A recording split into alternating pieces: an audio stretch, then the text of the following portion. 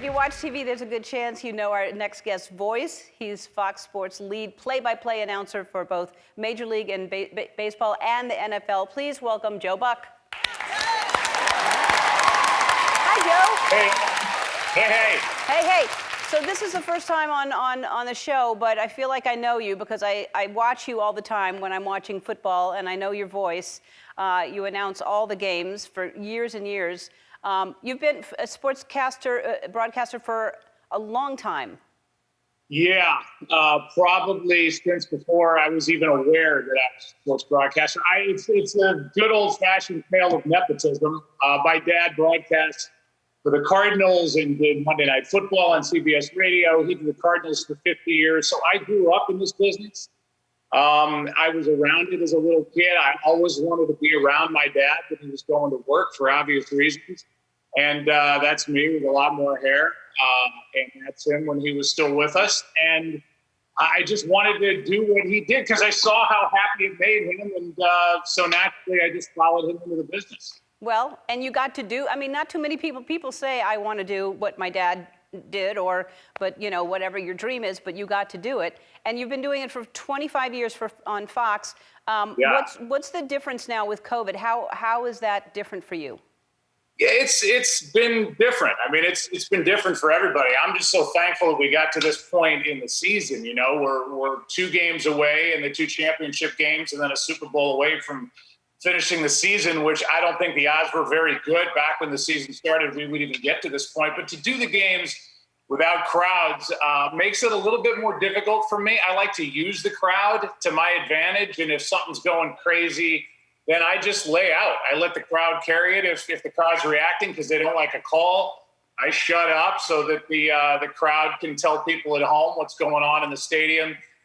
It's different, but we have the fake crowd noise that's in our headset.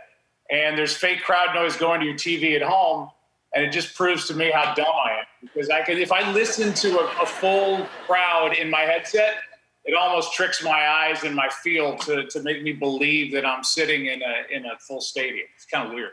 Well, it's weird too watching at home because we know that it's not a full stadium, and we're falling for it too. All the boos and everything that they're adding in. So this past weekend, I watched you and Troy call the game, and it was Saints and Tampa Bay, and it's probably Drew's last game.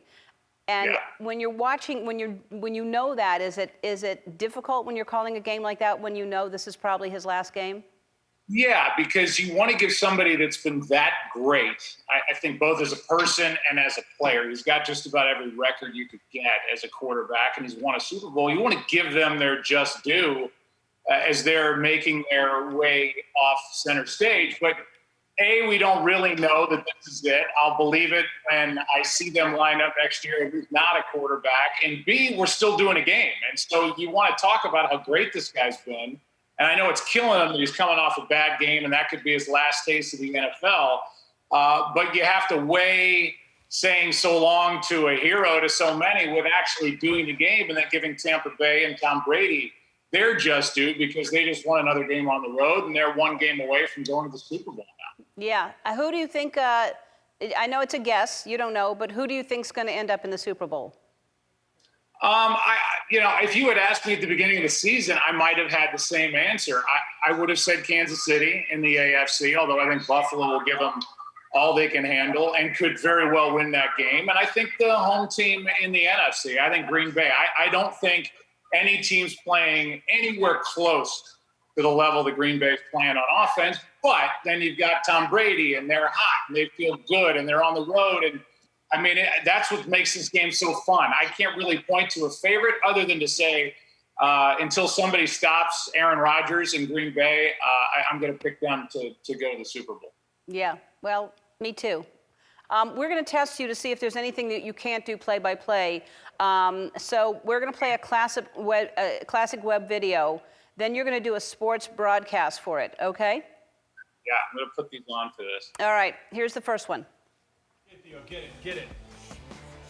All right, here's a young person. I'm a young person who's in his high chair giving it all he's got. Look at the determination on this kid's face, trying to blow out that candle. Not getting the whole idea. You got to blow out, and you got to blow out. Looking to put this candle out at the first birthday. We'll always watch this video for the rest of our lives. And wow, he got it.